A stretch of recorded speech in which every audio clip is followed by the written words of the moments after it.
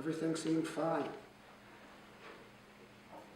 We went to a community center, we played. And we went to my mom's place, me and her, after we dropped off the boy, we had dinner. And we went back to my place. It all seemed fine. But at midnight, I woke up to find her body in my bathroom, naked and cold. You see, she had an opiate addiction. She had strong pain issues. She's the kind of person who needed methadone. But some of the abstinence pushers, people like that, convinced her that that's not a real solution. She would shoot up once in a while when she was on the meth, but when she wasn't on the meth, it would become consistent and it would become erratic. So that attitude, that mindset took her out. That's one. Happened around Christmas time, 2009. Not too far later, someone I knew who had been doing a hit-and-miss job of cutting back on her addiction.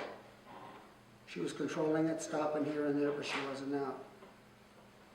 People in the mainstream treatment system told her that that's not a solution. All those attempts to slow down, all those attempts to fight it that way are a waste of time. If you can't kick completely, might as well just go for it. She took that to heart, stopped trying,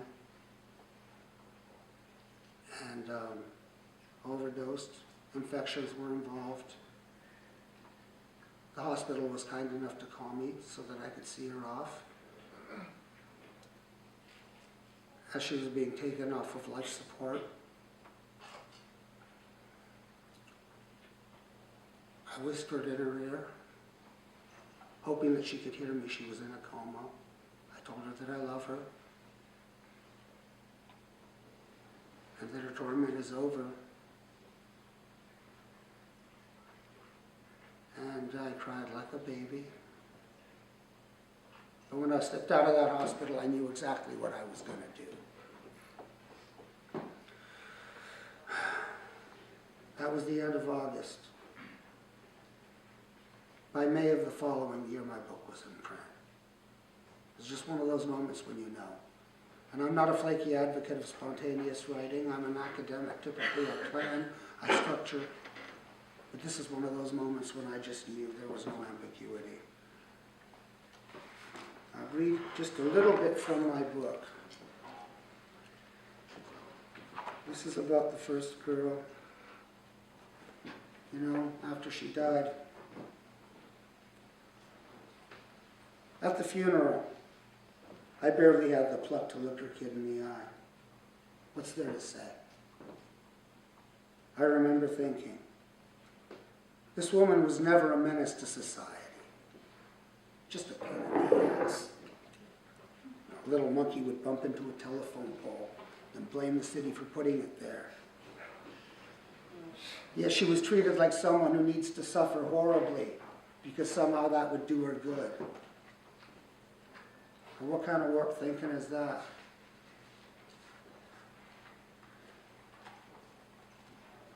And at the end of this section, we're titled Why I Wrote This Book. I say that the people who run the governing approach to addiction made one huge mistake. They pissed me off. Now,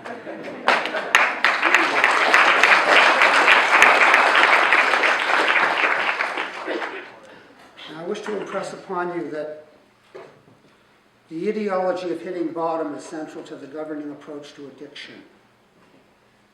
Every single harm reduction measure, whether it's moderation management, helping people control something, giving somebody methadone, a clean syringe, a decent home, every counter-argument revolves around this. These measures simply interfere with somebody's suffering. So my first chapter of my book is about hitting bottom. And I deal with other issues, but every chapter I bring back to that. Now, first of all,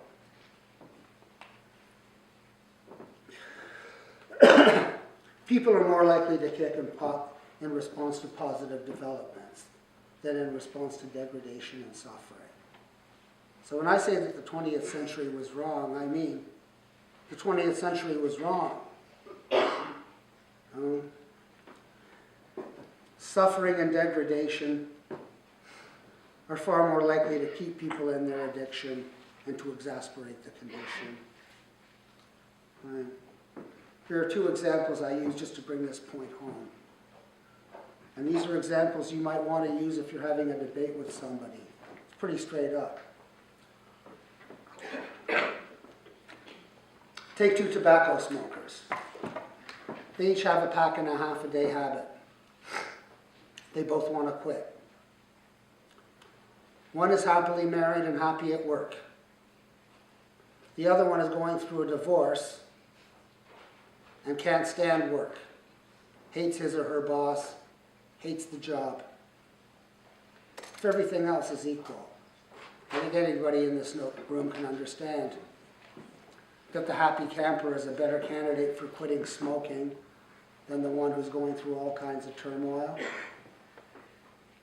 And if that happy person isn't ready to quit, do you think that we're going to improve that person's chances of quitting by screwing up their marriage and getting them fired, so now they're heartbroken and on the street? No, their chances of quitting smoking just went down, even if they got to pick butts off the sidewalk. The same applies to other addictions. The exact opposite of the hitting bottom nonsense. And all through the 20th century, we've been told that the solution to addiction is hitting bottom. Turn that nonsense upside down, and you'll get to the truth. Another example I use, just to bring the point home. Let's take a working girl on the street. She does tricks, she hustles, she does what she has to do to maintain her habit. Somebody will tell you if she's not ready to kick, it's because she hasn't hit bottom yet. Now, we all know that for this woman, that bottom will entail physical assault and sexual assault, among other things.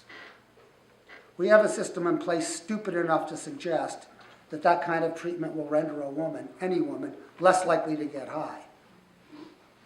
I haven't been high for a while, but if things like that happened to me, I'd be high in a New York minute. Get real, okay?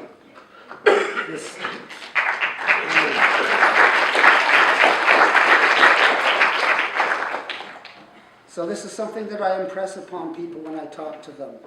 You want to take on the governing approach to addiction? Think of it as a beast. Think of it as a monster.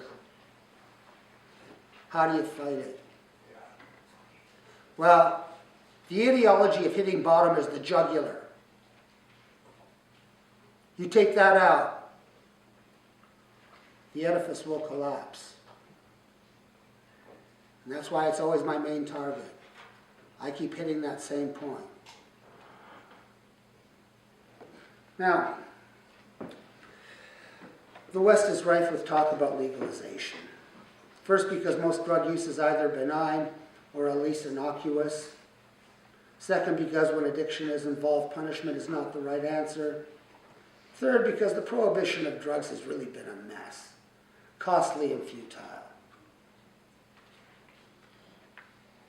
Over the last 6 years, almost 50,000 people in Mexico have been killed over prohibition-related violence, DEA soldiers and all of this. That's one country, 50,000 dead, fighting over cocaine. And this is supposed to do the world some good? As an historian of addiction, I take a long-term view on the opposition to legalization or even to decriminalization and harm reduction.